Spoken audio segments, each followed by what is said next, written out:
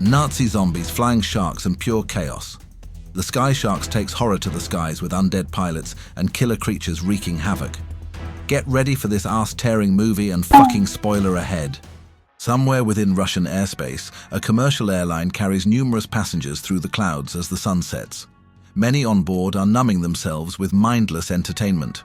But making things worse, a Japanese man, who looks like he walked straight out of Mortal Kombat, is struggling to hold his liquor while desperately trying to flirt with a flight attendant. However, she quickly shuts him down, treating him like an annoying insect.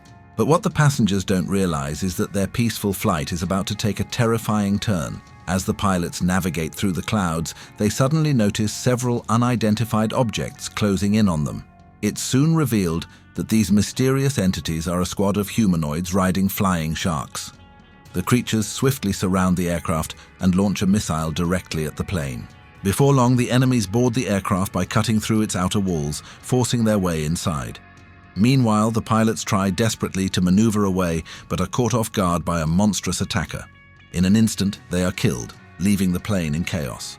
The aircraft begins shaking violently, throwing passengers into a panic. Their terror only grows as a massive zombie soldier appears and starts slaughtering people mercilessly. Then things go from bad to worse when the flying sharks begin tearing into the plane, using their powerful jaws to rip passengers apart. Then, their captain, a horrifying female zombie, lands inside, shocking the remaining survivors with her grotesque, zombified body. However, before the male passengers can process their conflicting emotions, they are brutally torn apart. As the chaos unfolds, the aircraft nosedives toward the ground. At the last moment, the female zombie leaps from the falling plane before it crashes into its inevitable destruction. Sometime later, in New York City, a woman named Angelique speeds through the streets in her expensive sports car, clearly funded by her sugar daddy, as she heads toward the headquarters of Richter Technology. It's soon revealed that Angelique is the daughter of the company's owner, Richter, a man who has extended his life beyond natural limits using a special serum developed by his company. Then the two have been alerted to the recent attack on one of their company's commercial planes.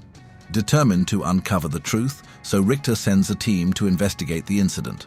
Surprisingly, they discover a suspicious warship near the crash site. Sensing something unusual, then Richter decides to send his other daughter, Diabla, along with a local tour guide to investigate the mysterious vessel further. What they don't realize is that an adventurous couple is already inside the giant warship, engaged in some intense bedtime exercises. However, their moment is cut short when a Nazi zombie suddenly kills the boyfriend from behind. Luckily, the woman manages to fight back, knocking the creature away before shooting it with her gun. This gives her a brief chance to escape, but she is quickly captured by more enemies who drag her across the floor as she screams in agony. Then the zombie soldiers eventually bring her into a large room and suspend her upside down over a feeding tank, where vicious sharks leap from the water and rip her apart in a gruesome display. Meanwhile here, Diabla arrives at the destination alongside her companion, and is stunned by the sheer size of the warship before her eyes. Once they reach the base of the massive structure, she decides to go in alone, planning to secretly infiltrate the mysterious vessel that may hold the answers to the recent attack. As she carefully sneaks inside, she is shocked to find an arsenal of military weapons from World War II, suggesting that this warship has been hidden here for a very long time. Eventually, she reaches a massive entrance and peers through a window, only to witness a chilling sight: the Nazi symbol displayed alongside countless soldiers hanging from the ceiling. Then she immediately sends these images back to her father, unaware that the soldiers are slowly awakening, as a mysterious liquid is injected into their backs. Despite the obvious danger, Diabla presses forward, but she is quickly ambushed by zombie soldiers from behind. Fortunately, she reacts swiftly, knocking the enemies backward and taking them down. However, she doesn't realize that even more zombie soldiers are returning to the secret base at the same time. Then, the enemies land on the platform alongside their mutated sharks, while Diabla, in the heat of battle, accidentally rushes deeper into the facility. But she is soon overpowered and captured by the enemy captain, who injects her with an unknown liquid. Surprisingly, instead of killing her, the zombie soldier spares her life, allowing her to flee. And wasting no time, Diabla leaps from the warship, barely managing to grab onto a nearby cliff. As she catches her breath, she is horrified to see even more flying sharks heading toward nearby cities. At the same time, the enemy's base vanishes into the icy ground, disappearing without a trace. Sometime later, Diabla returns to her father, mostly unharmed, but she begins to suspect that Richter may be involved with the enemies, because the serums used by the Nazi soldiers bear a striking resemblance to those developed by their own company. To make matters worse, Diabla soon feels that something is terribly wrong with her body. The compound injected into her bloodstream begins to mutate her physiology into something horrific, and overcome with pain, she collapses to the floor, screaming in agony before falling into exhaustion. And then when she eventually regains consciousness, she confronts her father once again, demanding the truth about the mysterious experiments. And left with no other choice, the old man finally reveals his connection to the Nazi soldiers. Then it is revealed that Richter once worked for Germany during World War II, alongside a colleague named Dr. Hans. And Hans was responsible for pioneering a secret experimental project designed to turn the tide of the war in Germany's favor, as their forces were constantly being pushed back by the Allies. During their time together, Hans developed a chemical known as K7B with Richter's help. This serum had the power to transform soldiers into living monsters with extraordinary regenerative abilities and extended lifespans, and it could also be vaporized into the atmosphere. This rapidly reviving fallen soldiers on the battlefield and converting them into additional infantry for the Nazi Empire. And making matters even worse, Dr. Hans also designed a fleet of biomechanical flying sharks, intended to help the German forces dominate the skies and ultimately win the war. However, the Nazi scientists severely underestimated how quickly their forces were being defeated. Before they could complete their zombie soldier program, the Allied forces had already breached their country and begun bombing everything in sight. With no other choice, Dr. Hans attempted to flee Germany. However, Richter refused to abandon his homeland like a coward, leading to a heated confrontation between the two. In the end, Hans shot Richter in the chest before making his escape. Fortunately, Richter managed to survive by using the serum he had helped create. Meanwhile, Hans and the other deserters continued their escape, unleashing their deadly creations on anyone who stood in their way. Sometime later, the Allied forces successfully win World War II and begin punishing Nazi members for their crimes against humanity. However, unlike his colleagues, Richter avoids persecution by revealing his secret experiments to his captors in exchange for a clean slate. Using his knowledge, he goes on to establish one of the largest technology companies in the world. Upon learning that their father was once a war criminal, the sisters are disgusted by their family's dark past. However, what they don't realize is that the very creations born from Richter's experiments have already begun attacking countries worldwide. But chaos erupts across the globe as undead soldiers and their horrific flying sharks massacre innocent civilians. The military forces of various nations fight back, but despite their efforts, they struggle to neutralize the enemy due to the sharks' cloaking abilities. With no other choice, Richter decides to work alongside his daughters, and reaching out to his military contacts in hopes of forming a plan to stop the monstrous Nazi army. However, the situation worsens, as reports from his allies confirm that the world's military forces are completely outmatched. To make matters even worse, the enemy still has an active breeding program and continuously producing more flying sharks and zombie soldiers. Realizing they must act immediately, Richter and his allies scramble for a solution. Just when all hope seems lost, Japanese scientists propose a plan. They suggest using a high-energy sonar pulse to disable the shark's invisibility. However, for the plan to work, all flights worldwide must be grounded.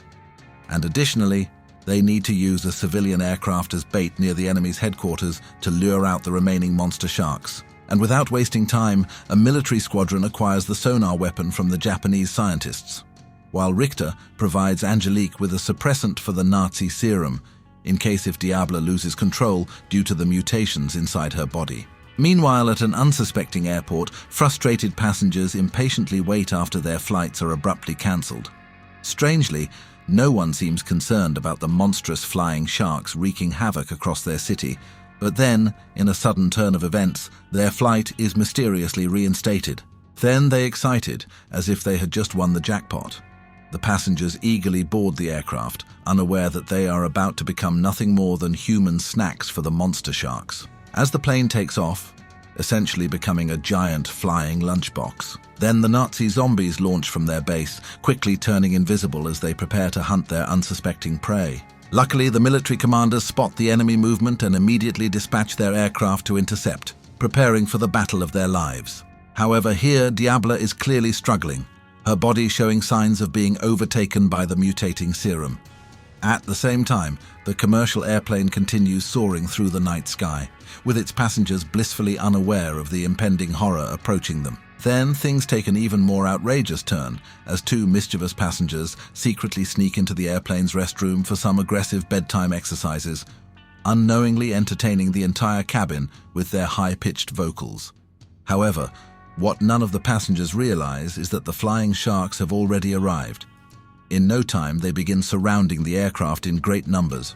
But then passengers soon sense that something is wrong and glance out of their windows in shock, only to see monstrous creatures hovering outside like bloodthirsty predators. Before long, the Nazi zombies land on the commercial plane, quickly taking out their tools and cutting through the aircraft's walls from the outside.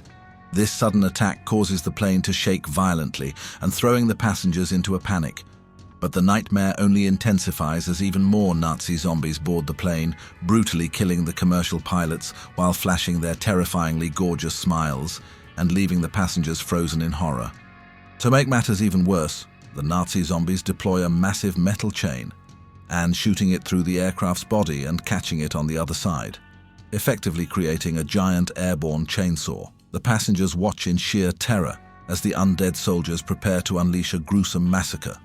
Within moments, the monstrous enemies activate their horrifying weapon, shredding the entire plane into pieces and slicing the helpless people inside into nothing but human sashimi. Then Nazi zombies decide to pause their rampage before finishing off the remaining survivors. Instead, they opt for a more personal approach, grilling the remaining passengers into human steaks. Meanwhile, Richter's team finally arrives at the scene, only to realize they are too late to save the people on plane. With no other option, they fire their sonar weapon, unleashing a massive shockwave that tears through the sky, striking the nearby aircraft and sending it plummeting toward the ground. However, their worst fears are confirmed when they discover that the weapon had no effect on the mutant sharks. Because the creatures have evolved far beyond what anyone had anticipated and making them immune to the sonar attack. Realizing that their plan has failed, Angelique quickly contacts her father to deliver the devastating news. But to her surprise, Richter appears unsurprised. He had already foreseen this outcome, and with calculated precision, he finally unveils his secret weapon as a massive battleship emerges in the distance, maneuvering toward the battlefield. It turns out that the old scientist had been working on something in secret all along. A project dating back to the 1960s, when the US government faced challenges during the Vietnam War. And struggling to win on foreign soil, the US military sought to develop a super soldier program of their own, one where fallen comrades could be revived using the K7B serum and controlled remotely by military personnel. The Americans began their experiments by executing numerous enemy soldiers on the spot, then spraying their corpses with a variation of the Nazi serum and hoping the reanimated dead would attack the Vietnamese military base. Before long, the bodies began mutating violently, they transforming into monstrous zombies. However, instead of targeting the enemy, the creatures turned against the American soldiers, wreaking havoc and causing massive destruction. Then, caught off guard, American troops fought back with everything they had, unleashing their full firepower. But it was a futile effort. The undead soldiers were nearly indestructible and rapidly overwhelming their human opponents. Realizing they were losing the battle, the scientists had no choice but to deploy their latest super soldier, Damien, a monstrous zombie controlled remotely by the US military. Then Damien charged into the battlefield like an unstoppable force and effortlessly breaking through fences like a rampaging Hulk. However, the military had overlooked a critical flaw, and the adrenaline from Damien's human host triggered a malfunction, causing the creature to rip out the receiver from its own head. And with no control mechanism in place, the super zombie went berserk, and attacking both allies and enemies alike. The battlefield was soon drenched in blood as Damien wiped out everyone in sight, leading to catastrophic losses for the American forces. But ironically, this disastrous event led Richter to a breakthrough. Then he finally discovered how to control future super soldiers using nanotechnology. Now, the old scientist is preparing to unleash his most powerful bioweapon yet, and with plans to control the monstrous entity himself. And wasting no time, Richter connects his brain to the creature via an implanted chip, and establishing a direct neural link while calibrating the monster's weapons for the upcoming battle. However, what he doesn't realize is that Diablo has undergone a complete transformation due to the Nazi serum. And consumed by its effects, she turns against her allies, betraying her comrades by opening the aircraft's doors for the incoming enemy forces.